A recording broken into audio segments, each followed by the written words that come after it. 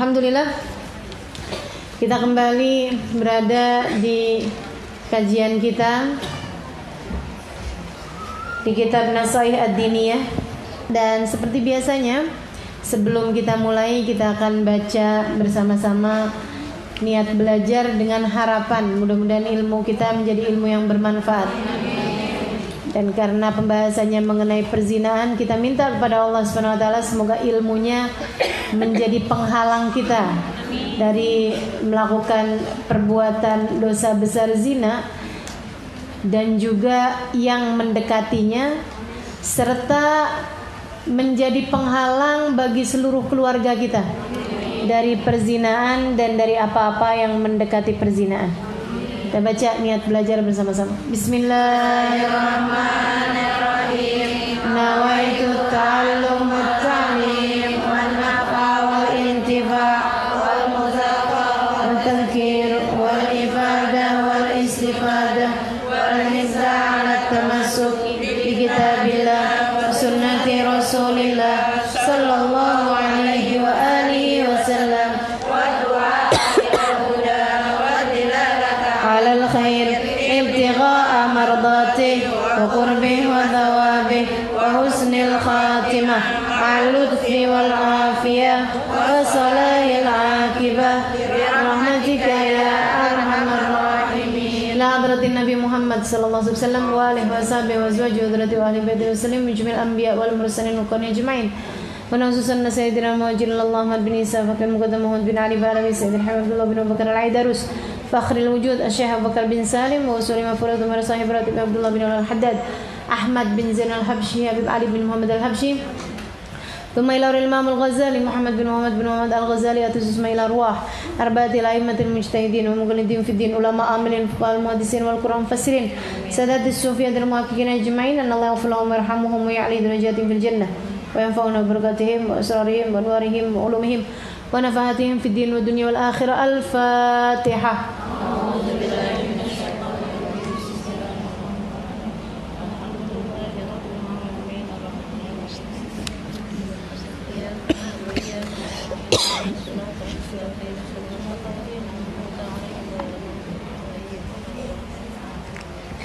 Bismillahirrahmanirrahim. Wa warada أنه يأتي على أهل الموقف ريح منتنة تؤذي كل بر وفاجر غاية الأذى فيقال لهم هذه رائحة فروج الزنا. Na'udzubillah. Berkata Imamul Haddad dalam kitab Nasaih Ad-Diniyahnya, masih di bab mengenai zina, beliau mengatakan wa warada qala radhiyallahu ta'ala anhu ardah wa nafa'na bihi wa bi'ulumihi fid dharain amin. Wa warada, dan datang keterangan bahwasanya ya'ti datang ala ahlil mauqif kepada orang-orang yang berada di padang mahsyar di hari akhirat nanti, rihun muntinah, bau yang sangat busuk. Tu'di kulla barin, bau busuk tersebut mengganggu kepada semua orang yang berada di padang mahsyar, baik itu barin orang baik, wa fajirin ataupun orang fajir, orang fasik, orang yang enggak baik. Di akhirat nanti bau tersebut akan mengganggu siapapun yang sedang berada di padang mahsyar itu. Ghayatul adza, dengan gangguan yang sangat mengganggu, dengan gangguan yang sangat besar, sangat parah. Fayuqalu lahum, kemudian disampaikan kepada mereka bau busuk itu berasal dari mana. Hadhihi raihat furujuzuna, ini adalah bau dari farji orang yang berzina. Na'udzubillah. Wa fil hadis sahih, dan disebutkan dalam hadis sahih, annahu sallallahu alaihi wasallam ra'a zunah wa zawani fi mithli tanur, bahwasanya Nabi Muhammad alaihi wasallam melihat para pezina dan laki-laki yang berzina fi mithli tanur, pada semacam tanur. Tanur itu tempat masak, kayak kompornya orang Arab tuh, kayak tong. Itu tanur namanya. Ya'tihim lahabun nar min asfalih. Datang kepada mereka lahapan api min asfali, dari arah bawahnya. Fayasihun, membuat mereka semuanya berteriak.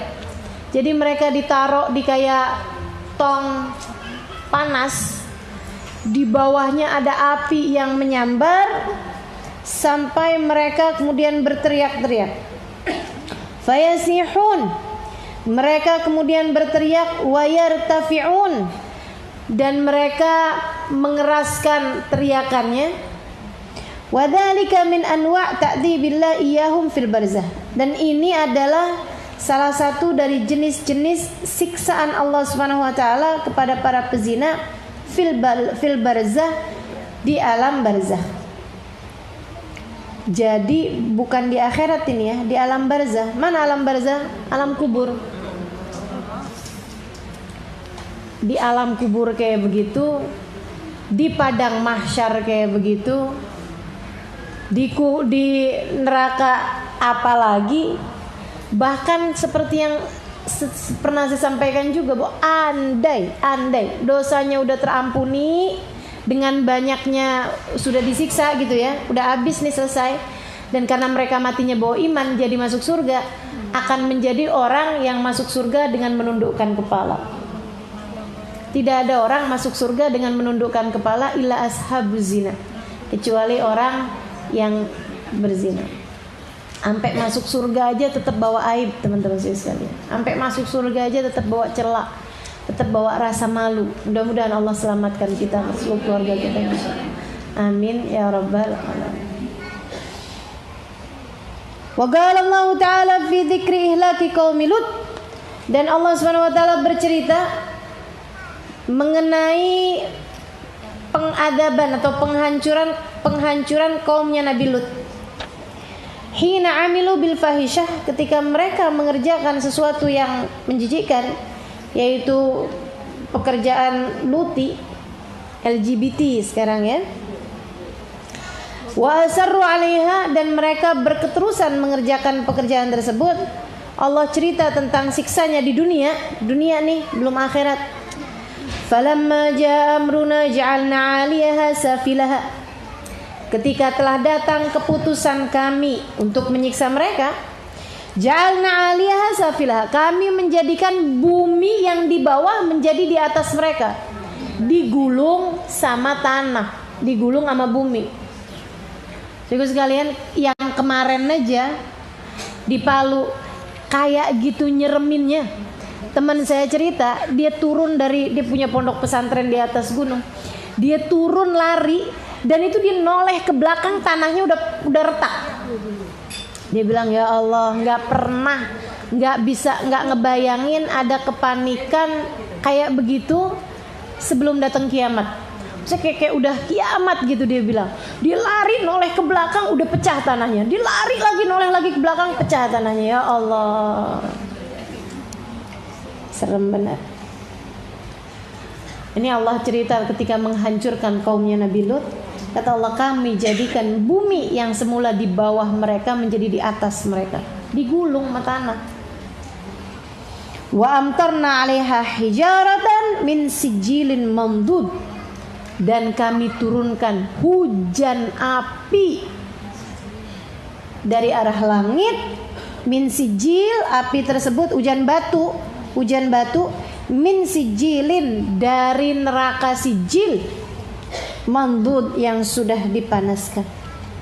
Musawwamatan 'inda rabbik wa ma hiya minadh dhalimin biba'id. Ini adalah merupakan siksaan dari Allah Subhanahu wa taala, dan yang demikian bukanlah hal yang jauh bagi orang-orang yang zalim. Ngeri ya, sesuatu hal yang menjijikkan seperti itu, dengan adab seperti itu. Kenapa Allah bikin sampai adabnya ngeri banget gitu?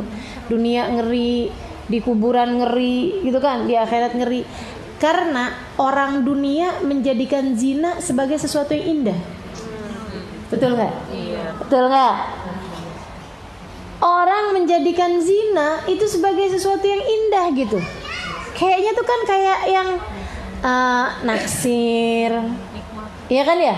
Kayak yang bermula dari pandangan mata, kemudian mulai tuh kebayang-bayang, mulai tuh akhirnya kemudian sering berhubungan, sering teleponan. Kayaknya hati hangat, kayaknya menyenangkan, kayaknya sesuatu hal yang indah gitu loh. Belum lagi kalau kita dengar lagu-lagu orang-orang zaman-zaman sekarang, kan begitu kan? Urus-urusannya kan urusan-urusan percintaan gitu. Zina dianggap sebagai sesuatu yang indah karena dimulai dari sesuatu yang dianggap sebagai sesuatu yang indah, yaitu adanya cinta. Ini yang mesti terus-terusan kita ingat-ingatkan sama anak-anak kita. Saya sih gak khawatir sama ibu-ibu yang ada di pengajian sini. Kelihatannya juga udah pada tua.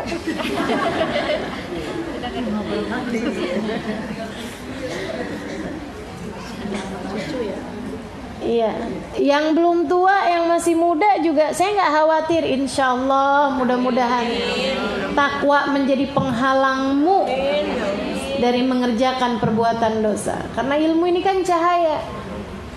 Cahaya esok atau lusa akan mencegahmu dari mengerjakan dosa-dosa besar. Insya Allah. Saya yakin itu. Kumpul sama orang baik-baik, masa sih nggak baik-baik juga? Betul nggak? Iya benar. Cuman masalahnya yang saya khawatirkan anak-anakmu tuh, yang saya khawatirkan adik-adikmu tuh, yang saya khawatirkan keluargamu, bahkan bu yang sudah nenek-nenek nih, yang saya khawatirkan cucu-cucumu. Ya Allah, zaman ke depan bukan jadi tambah mudah. Zaman ke depan jagain orang bukan jadi tambah gampang, tambah semakin susah. Ibu-ibu sekalian saya muliakan, buka TV yang namanya acara-acaranya perempuan-perempuan seksi, kan begitu ya, pakaian-pakaian yang kayak begituan.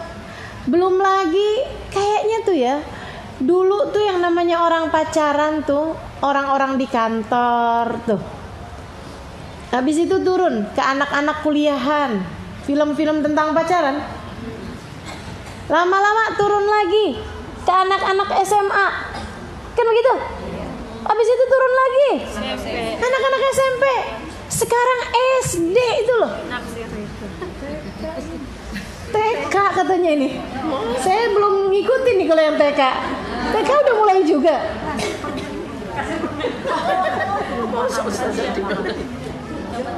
Ya Allah, ya Allah, serem benar. Pernah saya lihat di media sosial ada screenshot dari anak SD ke temennya. Ngomongnya kayak gini, jagain hati Abi ya sayang. Ini segala manggilnya Abi Umi gitu. Inna lillahi wa inna ilaihi raji'un. Ngeri bener. Ya Allah, ya Allah. Mudah-mudahan selamatin. Mudah-mudahan diselamatin. Sampai selain doa tuh udah apa gitu ya, ikhtiar yang benar-benar bisa. Kita nggak bolehin keluar rumah, nggak mungkin. Kita mau nggak kasih handphone misalnya di saat dia umur SMP, SMA, malah kita khawatir nantinya akhirnya malah justru jadi kayak per-peran, diteken, begitu dilepas mental gitu. Oke, diapain nih? Dididik. Seberapa mampu juga kita ngedidik di tengah arus yang bertentangan yang begitu kuatnya di luaran sana. Udah, gimana disekolahin? Sekolahnya malah ngajarin yang begitu, teman-teman saya sekalian. Ya Allah, sampai saya pernah dengar keluhan dari seorang guru. di sekolah boarding school, Islamic boarding school. Dia kepala sekolahnya. Dia bilang, kita nih ustazah berusaha setengah mati biar bikin anak-anak itu jangan sampai pacaran. Udah benar-benar kita ajarin bahayanya, ininya segala macam, sampai kita kasih hukuman. Ketahuan pacaran, hukumannya dikeluarin dari sekolah, nggak pakai basa-basi, nggak pakai ini deh, toleransi. Dia bilang, ada ibunya yang datang ke sekolah. Ibunya ngomong kayak begini, Bu Guru, saya khawatir loh sama anak saya. Kenapa? Saya bilang, dia tuh umurnya sekarang ini udah 17 tahun, tapi masa dia belum punya pacar? Gimana coba ustazah? Kita setengah mati bikin anak-anaknya biar jangan pacaran, orang tuanya malah nyuruh gitu anak-anaknya. Masa sih nak, kamu belum punya pacar nak? Ya ampun, kamu gak laku gitu nak. Mama aja udah pacaran lagi zaman umur berapa nak? Ya Allah. Dan Bu, zaman ibu kecil dulu kalau pacaran ngapain coba? Zaman sekarang ngeri. Zaman sekarang tuh orang pacaran check in hotel.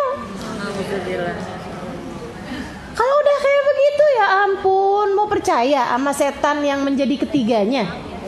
Kan gak berduaan orang laki-laki dengan perempuan, kecuali yang ketiganya adalah setan. Serem teman-teman sekalian. Saya ada baca satu cerita kisah nyata dari negeri yang lain sih ya. Tapi bukan di negeri yang bebas kayak Amerika atau apa gitu, Muslim bahkan. Jadi ceritanya gini, ada sepasang suami istri tinggal di kota. Si suami ini punya adik, suaminya punya adik. Adiknya mau lanjut kuliah di kota, mereka asalnya orang desa gitu ya. Jadi ceritanya nih, si adik nih kemudian mau kuliah di kota.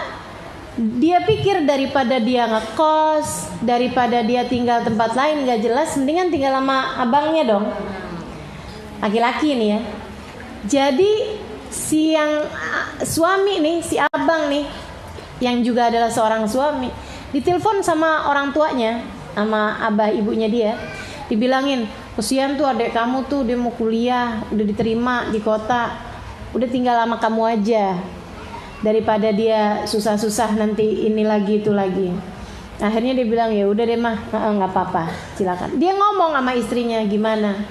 Menurut istrinya, jangan dong bang, gitu kan namanya menghindar dari fitnah gini gitu. Wah udahlah, saya ini kok gitu kan, daripada biaya lagi nanti kalau nyari kos-kosan, belum tentu juga, kasihan orang tua saya juga, kasihan adik saya juga. Udah nggak apa-apa ya. Akhirnya nggak apa-apa, tinggallah mereka bersama-sama bertahun-tahun sampai udah S1 selesai, S2 pula di sana. Teman-teman saya sekalian, punya anak 2 nih, suami istri nih. Satu hari si suami ini kisah nyata nih ya. Dia nih, si suami nih, satu hari diminta tolongin sama istrinya buat beliin susu anaknya gitu ya. Jadi di jalan, udah malam-malam tuh di jalan, subhanallah pas dia lagi nyebrang tabrakan sama orang, ketabrak mobil gitu kan. Dia kemudian pingsan, dibawa sama si yang nabrak ini. Yang nabrak ini ternyata adalah seorang dokter gitu kan. Ditaruhkanlah dia di rumah sakit ini apa, habis itu sembuhin, pulang dia, udah nggak ada masalah. Beberapa hari kemudian dia ditelepon lagi sama orang yang nabrak itu. Dia bilang, saya harus ketemu sama bapak gitu kan. Ketemuanlah mereka gitu kan. Pak, saya meminta maaf kemarin atas kejadian kemarin gini gitu segala macam gitu. Oh iya, cuman saya penasaran banget, maafkan saya kalau sepertinya terdengar lancang. Dia bilang, kenapa?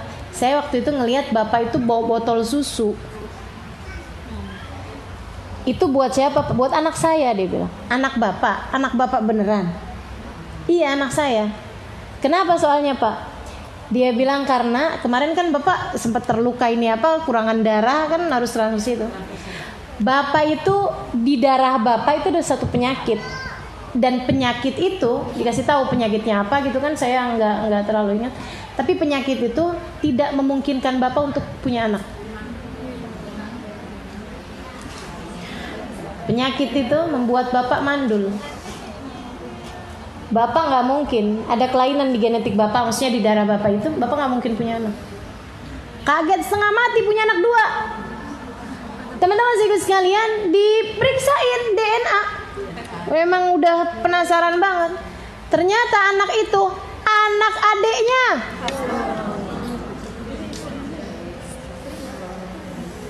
Anak adiknya. Karena kan katanya orang Jawa, apa namanya? Ya itulah. Saya jangan suruh bawain pepatah Jawa. Nggak apal-apal. Apa Kak? Witing Trisno Jalaran Soko Kulino. Nggak enak banget ya saya nyebutnya. Jadi adanya rasa cinta disebabkan karena kebiasaan. Sering ketemu, suami kerja di luar, di rumah berduaan. Ama ipar teman-teman sedikit sekalian. Tapi sabda Nabi Muhammad selalu benar. Enggak berduaan laki-laki dan perempuan kecuali yang ketiganya adalah setan. Udah kayak begitu gimana coba? Makanya udah lebih baik apa-apaan hati-hati, jagain.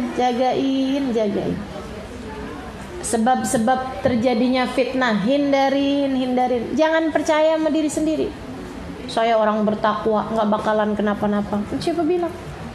Setan sangat profesional mengganggu hamba-hambanya. Satu hari saya ditelepon sama seorang perempuan. Dia bilang, Ustazah, saya takut Ustazah. Saya berani cerita ini karena saya bahkan nggak tahu siapa dia, gitu ya. Saya nggak tahu orang ini siapa. Dan jadinya bukan buka aib. Saya cuman mau inti ceritanya tuh ada pembelajaran buat kita sekalian, teman-teman saya sekalian. Dia bilang dia ini punya suami selingkuh. Dia capek ngadepinnya gitu. Suaminya udah selingkuh mulu gitu. Dia sampai berasa kesepian, kayak nikah tapi kayak nggak punya suami. Dalam status pernikahan tapi selalu ditinggal sama suaminya. Suaminya kayak ngerasanya suaminya nggak cinta sama dia. Kalaupun ketemu juga berantem mulu, gini gitu segala macem. Dia punya anak perempuan. Anaknya ini kemudian punya guru ngaji. Ada seorang anak pesantren, lulusan pesantren, datang ke rumah dia buat ngajar ngaji. Sekali, 2 kali, 3 kali, 4 kali, 5 kali. Entah keberapa kali gitu kan. Lama-lama kan jadi tambah deket, saling tegur, sapa. Satu hari mungkin ngelihat dia matanya sembab, dia nanya, "Kenapa, Bu?" Dia cerita. Lama-lama jadi tempat curhat. Lama-lama itu dia setan. Si perempuan ini berjilbab, biasa hadir majelis, bukan orang gak soleh, perempuan solehah. Laki-laki ini guru ngaji, lulusan pesantren, orang soleh, teman-teman saya sekalian. Yang gak soleh setan. Yang ketiganya itu loh, kamu jangan bawa dia masuk. Jangan bawa dia masuk si setan ini. Makanya saya selalu bilang sama ponakan-ponakan, saya percaya sama kamu. Saya gak percaya sama setan. Saya gak percaya sama orang-orang di luaran sana yang entah apa yang mereka masukkan dalam pikiran-pikiran mereka. Kita percaya sama suami kita gak percaya sama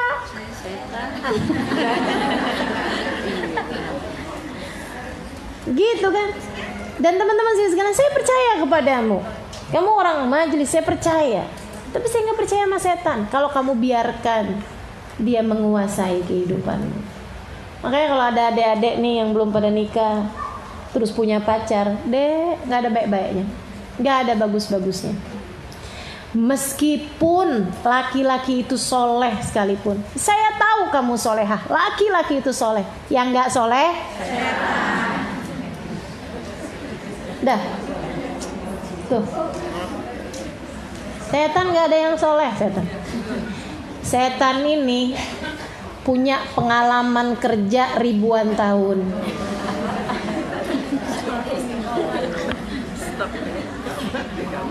nggak mati, nggak berhenti, nggak pernah putus asa. Ganggu kamu nggak pernah putus asa, nggak berhasil dari sini masuk dari sini, nggak berhasil dari sini masuk dari sini. Aduh ya Allah, ya Allah. Mudah-mudahan Allah selamatin. Amin ya Rabbal. Oh, nggak apa-apa kok, cuman pacaran gitu-gitu aja kok, usah ada pacaran syar'i. udah. Nggak pakai ada pacaran syar'i, nggak ada ceritanya. Sama aja kayak saya memakan babi tapi halal. Nggak ada ceritanya babi halal. Gimana ceritanya babi halal? Babinya disunat. Babinya matinya syahid. Mau babinya apa juga ya? Namanya babi haram. Ini namanya pacaran, teman-teman saya sekalian. Udah haram. Ustazah, saya nggak pacaran, saya ta'aruf. Apa tuh ta'aruf? Ta'aruf Ustazah, PDKT mau nikah gitu Ustazah. Saudaraku sekalian, dalam urusan pernikahan itu ya, dalam urusan pernikahan enggak diperlukan adanya jalan bareng, ketemuan, ngobrol-ngobrol sebagai awal dari pernikahan, enggak ada. Wah Ustazah, kalau kayak gitu kayak beli kucing dalam karung. Enggak gitu juga ya. Boleh ngelihat, apa yang boleh dilihat? Muka sama tangan doang. Muka biar tahu mukanya, kan gitu ya? Karena kan kita mau ngadepin muka dia kan. Bukan sebulan 2 bulan, kan seminggu 2 minggu. Kita harapkan ngadepin muka dia seumur hidup. Nah kamu mesti lihat dulu, sanggup gak nih ngadepin mukanya seumur hidup nih orang ini, gitu loh. Kemudian boleh lihat tangannya, karena tuh katanya tangan menunjukkan kulitnya dia, kulit sebadan. Segitu doang yang dibolehin, tanpa menyentuh, tanpa meraba, apalagi ya Allah. Gitu teman-teman sekalian. Serem bener, ngeri dah pokoknya, ngeri urusan perzinaan ini, ngeri ya. Kadang-kadang ya itu tadi, orang baik-baik gitu, setannya yang nggak baik. Mudah-mudahan Allah selamatkan semua. Amin ya Rabbal alamin. Qila fi ba'd tafasir, disampaikan pada sebagian tafsir-tafsir. Wa ma hiya biba'idin minadh dhalimin, hal yang demikian ini yaitu azab, adanya azab ini adalah bukan perkara yang jauh minadh dhalimin, dari orang-orang yang zalim, alladzina ya'maluna bi'amalihim, yang dia melakukan pekerjaan yang sama dengan yang dikerjakan sama kaum Lut, baik perzinaan dengan lawan jenis ataupun perzinaan dengan sesama jenis. Ini adalah perkara yang dimurka oleh Allah Subhanahu wa taala, yang membuat Allah kemudian akan memberikan azab kepada mereka dari dunia sebelum kelak di hari akhirat nanti. Na'udzubillah min dzalik. Wa balaghana anna rajulaini kana ya'malani hadhihi al-fahishati al-khabithah fi bait wa min fawqi saqfihi hajara min al-hijara alladhi ursilat ala qaumi Lut fakharqa al-hajar as-saqaf wa waqa'a alayhima fa ahlakahuma fabaghala dhalika ba'du salaf faqala sadaqallah wa ma hiya min adh-dhalimin biba'id. Saya pernah dengar cerita, kata siapa nih? Kata Imamul Haddad yang nulis kitab ini. Imamul Haddad bilang, saya pernah dengar cerita ada 2 orang laki-laki, dia ngerjain pekerjaannya kaumnya Nabi Lut, homoseksual ya, dalam sebuah rumah. Dan tiba-tiba min fauqi saqfi, dari arah atapnya rumah tersebut datanglah batu yang dulu diturunkan Allah kepada kaumnya Nabi Lut. Turun hujan batu yang datang dari kaumnya Nabi Lut, yaitu batu min sijilin mamdud, dari sijil, dari neraka sijil. Batu dari neraka diturunin ke bumi, gimana enggak? Fakharaqal hajar as-saqaf, maka batu itu kemudian membakar atapnya, wa waqa alaihima, kemudian menjatuhi kedua orang tersebut, fa ahlakahuma, dan menghancurkan keduanya. Fa balagha dzalika ba'da salaf, maka cerita ini sampai kepada sebagian ulama, pada seorang ulama. Beliau kemudian, ulama itu mengatakan, sadaqallah, benar apa yang disampaikan oleh Allah Subhanahu wa taala, wa ma hiya minadh-dhalimina biba'id, bahwa adab yang seperti ini tidaklah jauh bagi orang-orang yang melakukan dosa-dosa seperti mereka juga, bagi orang-orang yang zalim yang melakukan dosa yang sama dengan mereka. Wa qala alaihi salatu wassalam, dan bersabda pula baginda kita Nabi besar Muhammad, akhwaf ma akhafu ala ummati amala qaumi Lut, yang paling aku takutkan dari umatku yaitu perbuatan kaumnya Nabi Lut. Wa qala sallallahu alaihi wasallam, dan sekarang tuh yang kayak beginian ditampilkan secara terang-terangan di televisi-televisi, di mana-mana. Sampai teman-teman sekalian, saya pernah pergi ke Thailand beberapa waktu yang lalu, mau ngajar. Saya jalan ke sana, ada undangan di daerah Patani, ya, sama daerah-daerah sekitar situlah. Saya ngisi kajian di sana. Terakhir saya ngisi kajian di Bangkok, di kedutaan Indonesia, ya, kedubesnya ya di sana. Itu teman-teman saya sekalian, saya jalan-jalan juga akhirnya kan, mau beli-beli gitu kan.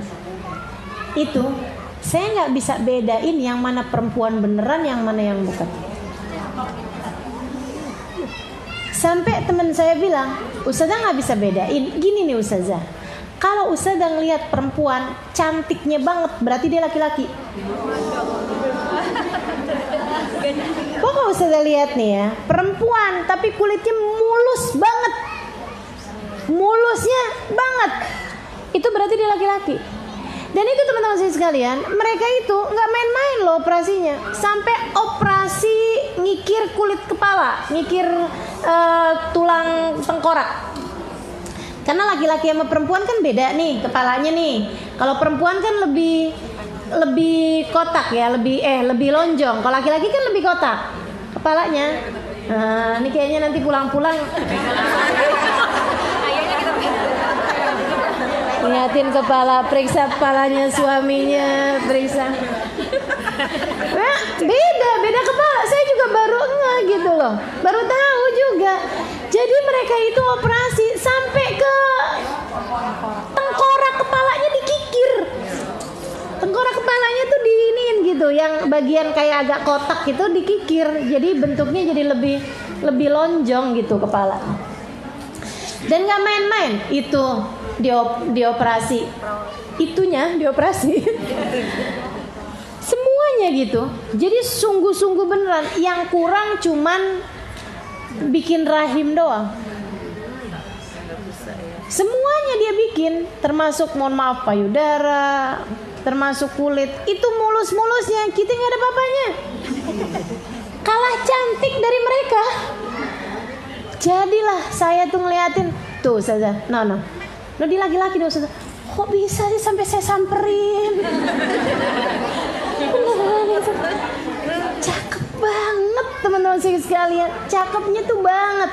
Hidungnya mancung, bibirnya merah, kulitnya gitu, rambutnya bergerai.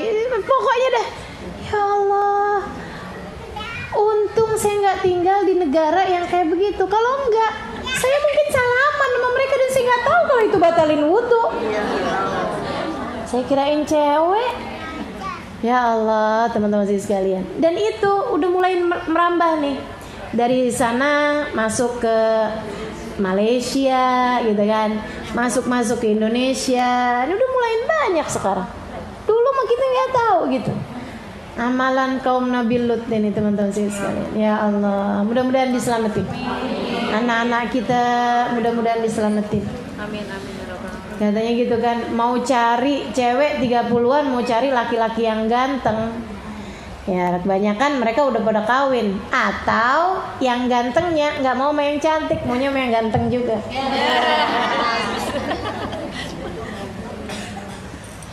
Serem bener.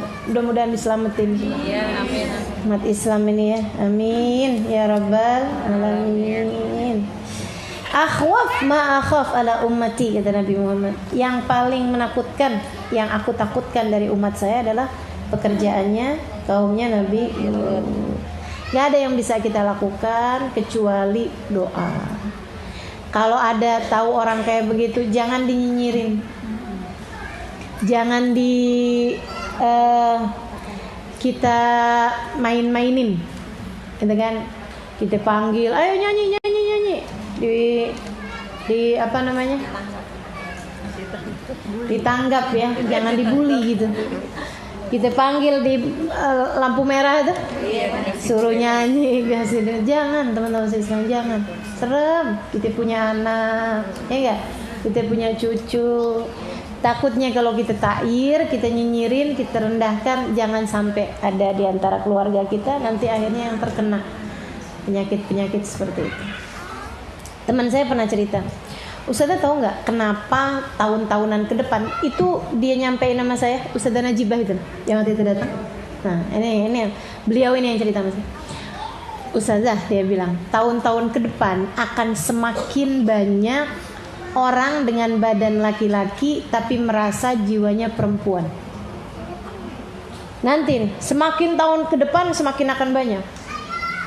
Saya bilang kenapa gitu Najibah? Dia bilang karena Ustazah, sekarang mereka ini lagi mengembangkan pupuk untuk tanaman, di mana pupuknya tersebut itu bisa bikin buah-buah menjadi besar-besar, dan itu berasal dari plasenta dari yang keluar ketika perempuan melahirkan, ari-ari,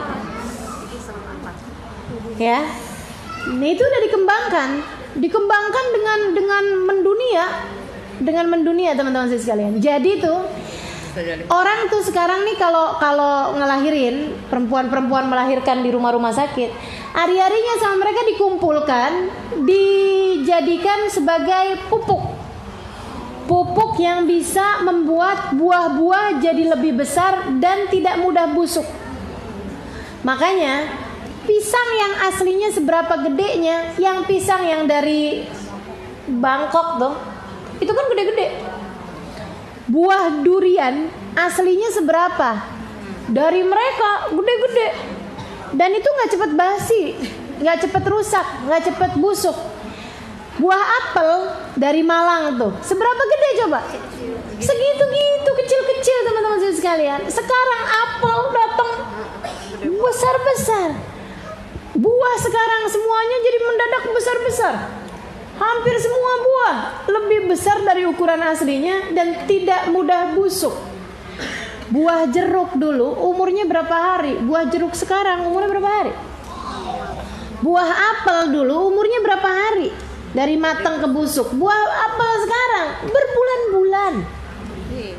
Itu kenapa tuh? Itu dia tuh. Dari plasenta ari-arinya perempuan itu ya, dari plasentanya perempuan, ari-arinya perempuan. Teman-teman saya sekalian, ari-arinya perempuan itu adalah bagian dari perempuan yang paling banyak genetika keperempuanannya.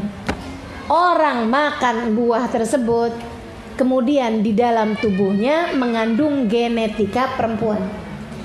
Ketika perempuan tersebut sedang hamil, banyak makan buah-buahan yang seperti itu, lahirlah anak-anak yang sebenarnya badannya adalah laki-laki, akan tetapi mengandung genetika perempuan. Kemudian mereka merasa saya terjebak dalam tubuh laki-laki, padahal saya adalah seorang perempuan. Gitu. Nah kalau kayak begitu kan masa mau disalahin apanya dong Ustazah? Ya tuh. Sekali lagi nggak ada yang bisa kita lakukan selain daripada doa. Doa. Saya begitu habis dengar cerita itu, jadi was-was. Apalagi kalau udah ada ponakan-ponakan lagi pada hamil, itu kan, jangan makan buah. Kalau makan buah lokal aja. Jangan makan vitamin-vitamin yang aneh-aneh, saya bilang. Udah orang dulu-dulu tuh nggak pakai begitu-begituan, dah madu udah paling bagus, air kelapa udah paling bagus, udah deh. Udah yang normal-normal aja, yang kayak biasa-biasanya aja, kencur banyakin. Ya Allah, ya Allah. Habis bingung ya, jadi serba salah. Mudah-mudahan Allah selamatin. Waqala sallallahu alaihi wasallam, Nabi Muhammad alaihi wasallam mengatakan, la'anallah sab'ah min khalqih min fawqi sab'a samawat. Allah melaknat 7 kelompok dari makhluknya dari 7 lapis langit. Waraddada la'na ala wahidin minhum thalathah, dan Nabi kemudian mengulangkan laknatnya tersebut kepada salah satu dari 7 kelompok tersebut 3 kali. Nabi bilangnya 3 kali. Maksudnya la'anallah sab'a min khalqi sab'a samawat. Mal'un itu 3 kali untuk kelompok yang satu ini. Wala'na kullu wahidin la'natan takfi. Sementara yang lain itu cuman disebutin laknatnya sekali. Apa katanya Nabi? Mal'un man amila qaumi Lut. Mal'un man amila qaumi Lut. Mal'un man amila amala qaumi Lut. Mal'un man amila amala qaumi Lut. Mal'un man amila amala qaumi Lut. Mal'un man amila amala qaumi Lut. Dilaknat orang yang melakukan pekerjaannya kaum Nabi Lut. Dilaknat orang yang melakukan pekerjaannya kaum Nabi Lut. Dilaknat orang yang melakukan pekerjaannya kaum Nabi. Yang lainnya cuman satu-satu laknatnya. Apa itu? Mal'un man dabah li ghairillah. Dilaknat orang yang menyembelih tidak dengan nama Allah. Mal'un man ata syai'an minal bahaim. Dilaknat orang yang mendatangi binatang. Oh, ada ya. Ada penyakit tuh. Nauzubillah min dzalik. Mal'un man aqwa walidih. Dilaknat orang yang durhaka kepada orang tuanya. Mal'un man jama' bainal mar'a wa ukhtaha. Dilaknat orang yang mengumpulkan antara saudara dengan antara seorang perempuan dengan saudaranya. Maksudnya dia menikahi kakak sama adik gitu kan, atau dia menikahi kakak tapi naksir sama adik. Yang begitu gitu tuh. Mal'un man ghayyara hududal ardi. Dilaknat orang yang merubah-rubah aturan-aturan di bumi. Mal'un man idda'a ila ghairi mawali. Dilaknat orang yang memanggil kepada selain binnya, selain nasabnya. Wa Nabi Hurairah radhiyallahu anhu qala, dan dari Abu Hurairah beliau mengatakan juga, qala Rasulullah sallallahu alaihi wasallam, arba'ah yusbihuna fi ghadabillah. 4 kelompok orang masuk pagi dalam laknatnya Allah, wa yumsun fi sakhatillah, masuk sore dalam keadaan dimurka sama Allah. Pagi dilaknat sama Allah, sore dimurka sama Allah. Qultu man hum ya Rasulullah. Abu Hurairah nanya, siapa itu mereka ya Rasulullah? Gal, Nabi Muhammad mengatakan, al-mutasyabbihuna minar rijali bin nisa. Orang laki-laki yang suka nyerupa sama perempuan. Wal mutasyabbihati minan nisa'i birrijal, dan perempuan yang suka menyerupai laki-laki.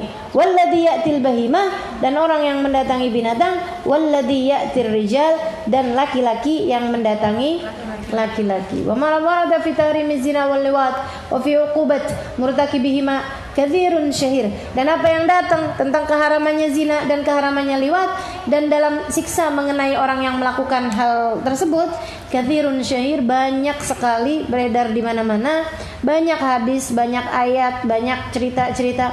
Wa hasbuka bihima qubhan wa tahriman wa nakalan ma rataballahu alima fid dunya qabla al-akhirah minal haddi wal uqubah. Dan cukup bagi kamu sebagai menunjukkan bahwa perbuatan ini adalah dosa besar dan keharaman yang sangat-sangat kuat, apa yang sudah Allah Subhanahu wa taala tetapkan dari aturan di dunia sebelum akhirat, minal haddi wal uqubah, dari adanya had, dari adanya hukuman rajam kalau dia sudah menikah, dan cambuk 100 kali cambukan kalau dia belum pernah menikah. Gitu ya. Wa bayana dzalik wallahu a'lam bissawab.